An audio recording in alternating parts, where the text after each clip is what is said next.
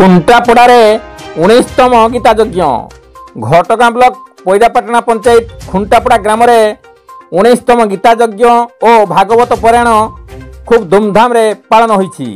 एथिरे सांतरापुर पैदापाटना नुसुरीपसी हरधरपुर नुआगाँ ढेंकीकोट बारहाटीपुरा बालीपोखरी छतिया पुरुमुंडा खंटगर घटगां खुंटा बाट हरिचंदनपुर गदाधरपुर मसिनाबिला इत्यादि ग्राम हजार हजार भागवत प्रेमी लोक उपस्थित रही भगवान का मुख्य निश्रुतवाणी श्रवण करते।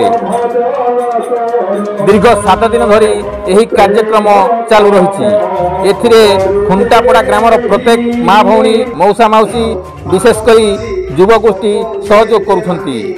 यही कार्यक्रम मुख्यतः मदन बेद तत्वावधान परिचालना होता बेले एथिरे सभापतित्व करथिले अवसरप्राप्त बैंक अधिकारी कुलमणि मंडल एवं कार्यक्रम को परिचालना करथिले ब्लॉक भागवत प्रचार प्रसार समिति सभापति जयदेव पंडा।